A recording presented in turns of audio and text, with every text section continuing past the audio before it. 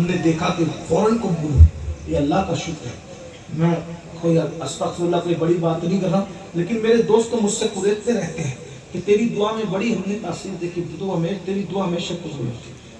میں کہا ہاں، ایک تو یہ بات ہے کہ اللہ گنہگاروں کی جلدی سنتا ہے، تو اللہ کی مخلوق میں سب سے بڑا گنہگار میں ہوں. تو کہا کوئی راز بتا جو تیری دعا ہمیں جلدی قبول ہو. میں نے کہا جب میں دعا جلدی قبول کرانا چاہتا ہوں تو میں کچھ لوگوں کے نام لیتا ہوں. نمبر 1 رسول اللہ کی امی ابا کا وسیلہ دیتا ہوں، اور پنجتن پاک کا وسیلہ خاص طور پہ پنجتن پاک کا وسیلہ خاص طور پہ رسول پاک اور سیدہ پاک کا وسیلہ، اور پھر اولیاء کی کائنات میں حضور غوث اعظم اور غریب نواز کا وسیلہ. میں نے کہا جب یہ وسیلے میں پڑھتا ہوں اللہ میری سنتا ہے. الحمدللہ. ایک بات سچی کہوں، اللہ کی قسم اٹھا کے کہتا، ابھی کہے جب میں یہاں آیا بارش تیز ہو گئی. میں نے آسمان کی طرف آنکھ اٹھا کے کہا سیدہ کا وسیلہ مجھے تقریر کرنے دے.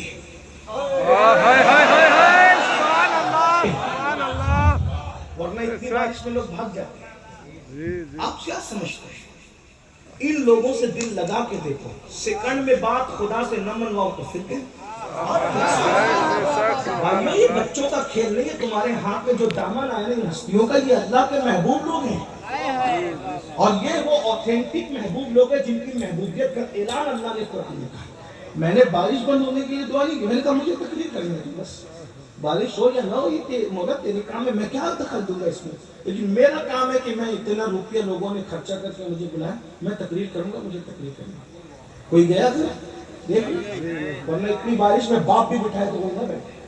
لیکن یہ سیدہ کی کرام، سبحان اللہ سبحان اللہ. بھائیو ان لوگوں سے دل لگاؤ.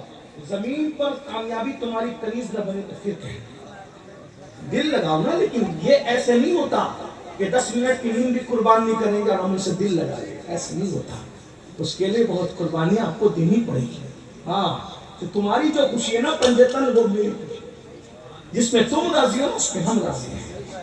جو تمہیں پسند نہیں نا وہ ہمیں پسند ہے. امام حسن کہتے ہیں میری ماں کے ساتھ میں نے کبھی کھانا نہیں کھایا. کہا آپ کی ماں تو بہت عظیم ہے، واقعی بہت عظیم ماں ہے بھائی. میں نے بھی عرض کیا سیدہ کی کرامت تو میں پڑھ چکا آپ کے سامنے، لیکن اتنی عظیم ہے وہ، کتنی عظیم ہے وہ. بس 2 باتیں کر دوں، اگر سمجھ سکتے ہو تو سمجھ لو. اتنی عظیم ہے وہ، فرشتے نبی کے لیے کھڑے ہوتے ہیں، انبیاء نبی کے لیے کھڑے ہوتے ہیں، کائنات نبی کے لیے کھڑی ہوتی ہے. ساری کائنات کا ہر عزت دار جس کے لیے کھڑے ہوتا ہے، وہ نبی جس کے لیے کھڑا ہوتا ہے اس کو سیدہ فاطمہ کہتے ہیں. سبحان اللہ سبحان اللہ سبحان اللہ. عزتوں کی کوئی امتحان، عزتوں کی کوئی دنیا میں نبی کھڑے، اور میدان محشر میں کتنی مائیں گزرے گی محشر میں، کسی کے لیے کوئی اعلان نہیں. کتنی بیٹیاں گزرے گی، کسی کے لیے کوئی اعلان نہیں.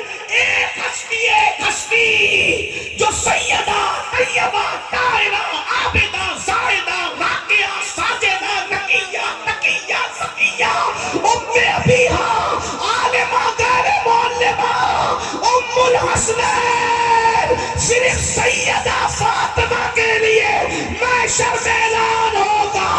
محشر والوں گردنیں جھکاؤ، آنکھیں بند کرو، نبی کی بیٹی فاطمہ نعرہ تکبیر، نعرہ تکبیر، نعرہ رسالت، نعرہ رسالت. یا حسین یا حسین یا حسین، حیدر حیدر حیدر حیدر حیدر حیدر حیدر.